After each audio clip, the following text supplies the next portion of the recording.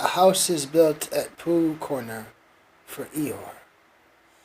One day when Pooh had nothing else to do, he thought he would do so went round to Piglet's house to see what it was doing. It was still snowing on the White Forest track. He expected to find Piglet warming his toes in front of his fire, but to his surprise he saw it was open, and the more he looked inside, it wasn't there. "He's out," said Pooh sadly. "It is. He's not in to go a fast-thinking walk by myself. Bother."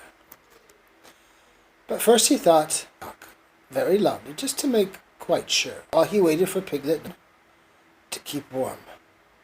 A hum to him, a good hum, is hummed hopefully to others. The more it snows, tiddly-pum, the more it goes tiddly-pum on snowing.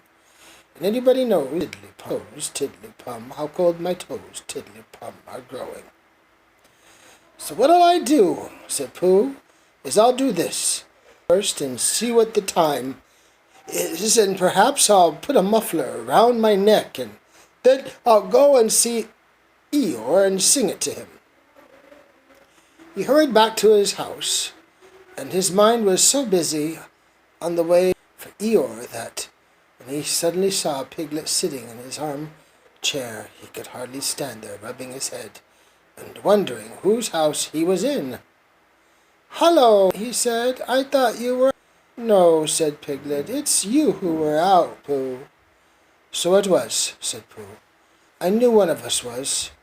He looked up at his clock, which had stopped at 11 some weeks ago. "Nearly 11 o'clock, said Pooh happily. "You're just in time for a little smackerel of something." And he put his head into the cupboard. "And then we'll go out, Piglet, and sing my song to Eeyore." "Which song, Pooh?" "The one we're going to sing to Eeyore," explained Pooh. The clock was still saying 5 minutes to 11 when Pooh and Piglet set out on the way half an hour later. The wind had dropped, and the snow, tired of rushing round in circles trying to catch itself up, was fluttered gently down until it found a place on which to rest. And sometimes the place was Pooh's nose, and sometimes it wasn't, and in a little while Piglet was wearing a white muffler round his neck and feeling more snowy behind the ears than he had ever felt before. "Pooh," he said at last, and a little timidly, because he didn't want Pooh to think he was giving in. "I was just wondering, how would it be if we went home now and practiced your song and then sang it to Eeyore tomorrow, or the next day when we happen to see him?" "That's a very good idea, Piglet," said Pooh. "We'll practice it now as we go along.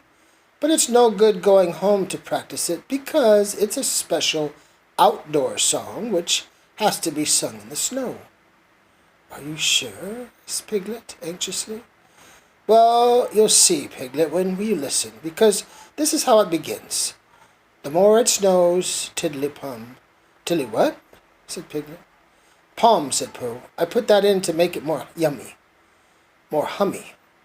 The more it goes, tiddly-pum, the more—" "Didn't you say snows?" "Yes, but that was before." "Before the tiddly-pum?" "It was a different tiddly-pum," said Pooh, feeling rather muddled now. "I'll sing it to you properly, and then you'll see."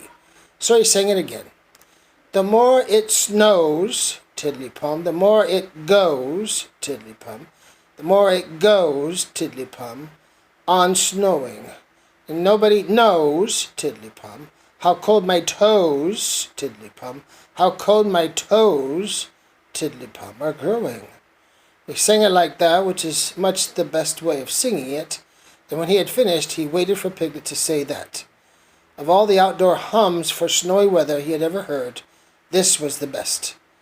And, after thinking the matter out carefully, Piglet said, "Pooh," he said solemnly, "it isn't the toes so much as the ears." By this time they were getting near Eeyore's gloomy place, which was where he lived, and as it was still very snowy behind Piglet's ears, and he was getting tired of it, they turned into a little pine wood and sat down on the gate which led into it. There They were out of the snow now, but it was very cold. To keep themselves warm, they sang Pooh's song right through 6 times, Piglet doing the tiddly-palms and Pooh doing the rest of it, and both of them thumping on the top of the gate with pieces of stick at the proper places. In a little while they felt much warmer and were able to talk again. "I've been thinking," said Pooh, "and what I've been thinking is this. I've been thinking about Eeyore." "What about Eeyore?" "Well, poor Eeyore has nowhere to live." "Nor he has," said Piglet. "You have a house, Piglet, and I have a house, and they're very good houses. And Christopher Robin has a house, and Owl and Kanga and Rabbit have houses, and even Rabbit's friends some things, but poor Eeyore has nothing. So what I've been thinking is, let's build him a house." "That," said Piglet, "is a grand idea. Where shall we build it?" "We will build it here," said Pooh, "just by this wood, out of the wind, because this is where I thought of it. We'll call this Pooh Corner. We will build Eeyore house with sticks of Pooh Corner for Eeyore." "There was a heap of sticks on the other side of the wood," said Piglet. "I saw them. Lots and lots, all piled up." "Thank you, Piglet," said Pooh. "What you have just said will be of great help to us, and because of it I could call the place Pooh and Piglet Corner if Pooh Corner didn't sound better, which it does, being smaller and more like a corner. Come along." So they got down off the gate and went round to the other side of the wood to fetch the sticks. Christopher Robin had spent the morning indoors going to Africa and back, and he had just got off the boat and was wondering what it was like outside, when who should come knocking at the door but Eeyore. "Hello, Eeyore," said Christopher Robin as he opened the door and came out. "How are you?" "It's still snowing," said Eeyore gloomily. "So it is, and freezing." "Is it?" "Yes," said Eeyore. "However," he said, brightening up a little, "we haven't had an earthquake lately." "What's the matter, Eeyore?" "Nothing, Christopher Robin, nothing important. I suppose you haven't seen a house or what not anywhere about." "What sort of house?" "Just a house." "Who lives there?" "I do. At least I thought I did, but I suppose I don't. After all, we can't all have houses." "But Eeyore, I didn't know. I always thought—" "I don't know how it is, Christopher Robin, but what with all this snow and one thing and another, not to mention icicles and such like, it isn't so hot in my field about 3 o'clock in the morning as some people think it is. It isn't close, if you know what I mean, not so as to be uncomfortable. It isn't stuffy. In fact, Christopher Robin," he went on in a loud whisper, "quite between ourselves and don't tell anybody, it's cold." "Oh, Eeyore." And I said to myself, the others will be sorry if I'm getting myself all cold. They haven't got brains, any of them. Only gray fluff that's blown into their heads by mistake. And they don't think. But if it goes on snowing for another 6 weeks or so, one of them will begin to say to himself, Eeyore can't be so much, very much too hot about 3 o'clock in the morning. And then it will get about. And they'll be sorry." "Oh, Eeyore," said Christopher Robin, feeling very sorry already. "I don't mean you, Christopher Robin. You're different. So what it all comes down to is that I built myself a house down by my little wood." "Did you really? How exciting!" "The really exciting part," said Eeyore in his most melancholy voice, "is that when I left it this morning, it was there. And when I came back, it wasn't. Not at all. Very natural, and it was only Eeyore's house. But still, I just wondered." Christopher Robin didn't stop to wonder. He was already back in his house, putting on his waterproof hat, his waterproof boots, and his waterproof mackintosh as fast as he could. "We'll go and look for it once," he called out to Eeyore. "Sometimes," said Eeyore, "when people have quite finished taking a person's house, there are 1 or 2 bits which they don't want and are rather glad for the person to take it back, if you know what I mean. So I thought if we just went—" "Come on," said Christopher Robin, and off they hurried. In a little time they got to the corner of the field by the side of the pine tree where Eeyore's house wasn't any longer. "There," said Eeyore, "not a stick of it left. Of course I still got all this snow to do with what I like One mustn't complain." Christopher Robin wasn't listening to Eeyore. He was listening to something else. "Can you hear it?" he asked. "What is it? Somebody laughing?" "Listen." They both listened, and they heard a deep, gruff voice saying in a singing voice that the more it snowed, and the more it went on snowing, and a high, small voice tiddly-pomming in between. "It's Pooh," said Christopher Robin excitedly. "Possibly," said Eeyore. "And Piglet," said Christopher Robin excitedly. "Probably," said Eeyore. "What we want is a trained bloodhound." The words of the song changed suddenly. "We finished our house," sang the gruff voice. "Tiddly-pom," sang the squeak voice. "It's a beautiful house. Tiddly-pom. I wish it were mine. Tiddly-pom." "Pooh!" shouted Christopher Robin. The singers on the gate stopped suddenly. "It's Christopher Robin," said Pooh eagerly. "He ran round the place where we all got those sticks from," said Piglet. "Come on," said Pooh. They climbed down their gate and hurried round the corner of the wood, Pooh making welcoming noises all the way. "Why, here is Eeyore," said Pooh when he had finished hugging Christopher Robin, and he nudged Piglet and Piglet nudged him, and they thought to themselves what a lovely prize they had got already. "Hello, Eeyore." "Same to you, Pooh, and twice on Thursdays," said Eeyore gloomily.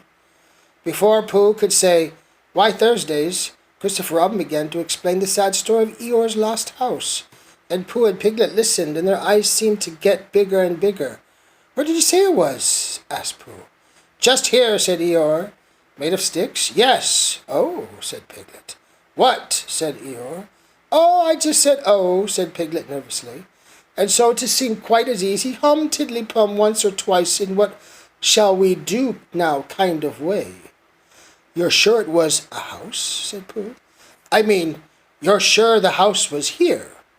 "Of course I am," said Eeyore, and he murmured to himself, "No brain at all, some of them." "Why, what's the matter, Pooh?" asked Christopher Robin. "Well," said Pooh, "the fact is," said Pooh. "Oh, the fact is," said Pooh. "You see," said Pooh.